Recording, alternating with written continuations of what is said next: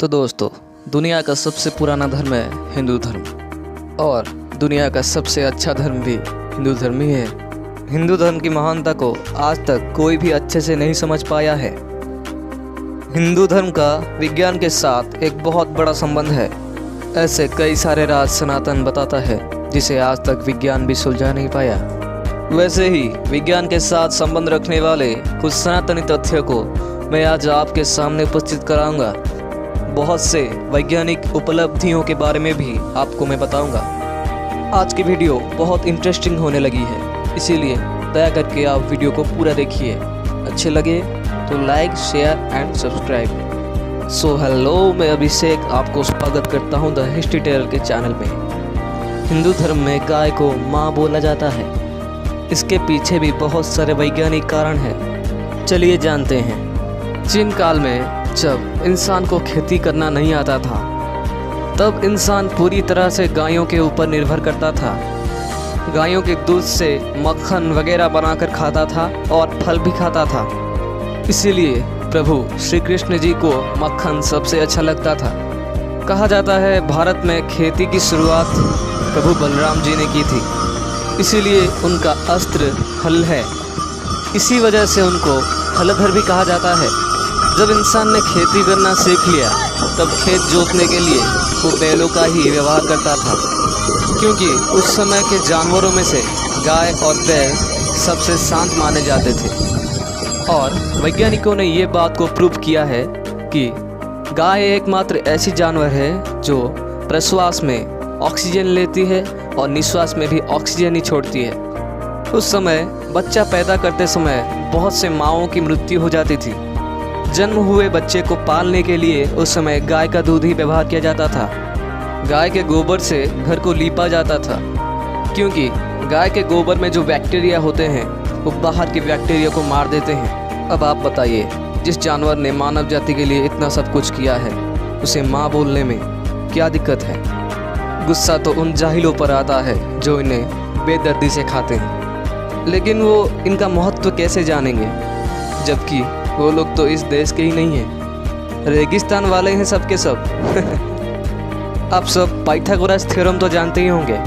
मैं आपको बता दूं, पाइथागोरस थ्योरम भारतीय वैज्ञानिक बौधायन ने अपने पुस्तक में दिया था, लेकिन हमें बताया गया इस थ्योरी को पाइथागोरस ने दिया है, जो कि असल में था कि नहीं था किसी को नहीं पता।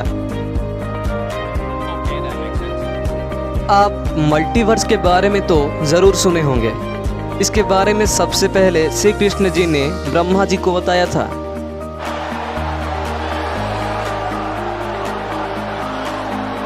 मल्टीवर्स का अर्थ होता है जैसे हम एक ग्रह पर रहते हैं। मल्टीवर्स थ्योरी के अनुसार दुनिया में और कई सारे ब्रह्मांड हैं जो पृथ्वी से बड़े हो सकते हैं या फिर उससे छोटे भी हो सकते हैं। और इसके बारे में सबसे पहले श्री कृष्ण जी ने ब्रह्मा जी को बताया था। ये पुराणों में स्पष्ट लिखा गया है। जी हाँ, एक बार ब्रह्मा जी की नादानी की वजह से श्री कृष्ण जी उन्हें अपना विराट स्वरूप दिखाते हैं। उसके बाद ब्रह्मा जी के द्वारा पूछे गए बहुत सारे सवालों का जवाब उन्हें देते हैं। उसके बाद वो ब्रह्मा जी को मल्टीवर्स के बारे में सब कुछ बताते हैं। वो विभिन्न ब्रह्मांड के ब्रह्माओं को वहाँ पर आमंत्रित करते हैं और ब्रह्मा जी को बोलते हैं, चतुर्मुखी ब्रह्मा, तुम इतने मूर्ख कैसे हो सकते हो? तुम इस सत्य को कैसे भूल सकते हो कि दुनिया में तुमसे बड़े ब्रह्मा भी हैं, जो कि तुमसे बड़े ब्रह्मांडों के निर्माता हैं। तुम सिर्फ एक के निर्माता हो। क्या आपको पता है, हवाई जहाज को भारतीय वैज्ञानिक शिवकर बापूजी तलपड़े ने राइट ब्रदर्स से 8 साल पहले ही बना लिया था। हैरानी की बात यह है कि उन्होंने विमान बनाने के लिए भारतीय विमान पुराण से ज्ञान लिया था, जिसको कि प्राचीन भारत के महान ऋषि मुनियों ने रचना किया था। आप सब में से कौन ऐसा होगा जो बजरंगबली का फैन नहीं होगा? लगभग सारे लोग हनुमान चालीसा तो जानते ही होंगे। हनुमान चालीसा में एक पंक्ति है, युग सहस्र योजन पर भानु, लील्यो ताहि मधुर फल जानू।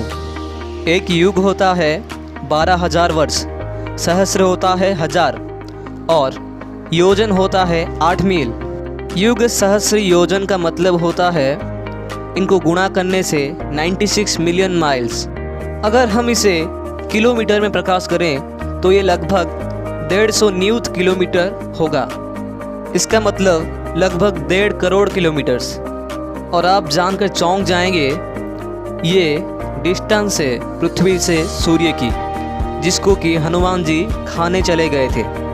इसका मतलब यह है कि हनुमान जी सूर्य को मधुर फल समझकर खाने चले गए थे और इसी दौरान उन्होंने 1.5 करोड़ किलोमीटर्स की दूरता तय की थी। और आप ये जानकर हैरान हो जाएंगे कि नासा ने इस डिस्टेंस को बिल्कुल सही बताया है। अब आप खुद सोच लीजिए, कैसे उन्होंने इतने साल पहले बिना कोई एडवांस चीज़ों के बिना इस डिस्टेंस को नाप लिया था। है ना चौंकने वाली बात। आप में से कितने लोग भास्कराचार्य जी को जानते हैं? भास्कराचार्य जी ने न्यूटन से 500 साल पहले ही ग्रेविटी को खोज लिया था। 500 साल बाद न्यूटन ने इस थ्योरी को फिर खोजा और सारा क्रेडिट चोरी करके भाग गया। वरना आप खुद सोच लीजिए, जिन लोगों को ग्रेविटी के बारे में पता नहीं था, उन्होंने विमान पुराण जैसी पुस्तक को कैसे लिख लिया उस समय। एक और बात, शिव जी अपने गले में सर्प को क्यों धारण करते हैं? मैं आपको बता दूं, प्रभु ईश्वर जो भी करते हैं वो समाज के लिए करते हैं और समाज के लिए दृष्टांत बनाकर करते हैं, ताकि समग्र मानव समाज उन्हें ही फॉलो करे। उनके नक्शे कदम पर चलकर वो समाज में शांति बजाय रखे।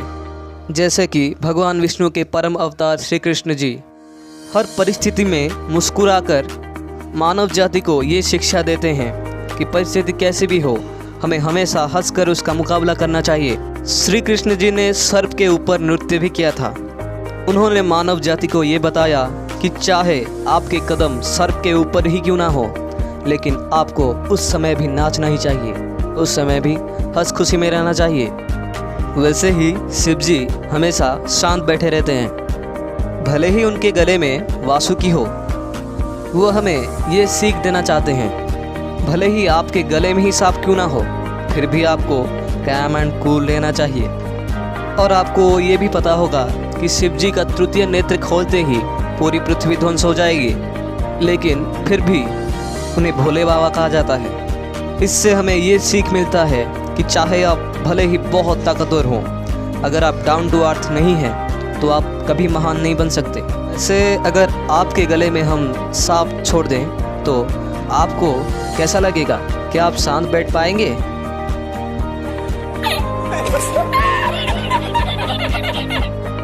तो दोस्तों, ये थी हमारे हिंदू धर्म के बारे में कुछ जानने वाली चीज़ें। अगर आपको वीडियो अच्छी लगी है तो वीडियो को लाइक ज़रूर करें, चैनल को सब्सक्राइब करें और वीडियो को शेयर ज़रूर करें। अपना बहुत बहुत ख्याल रखिए।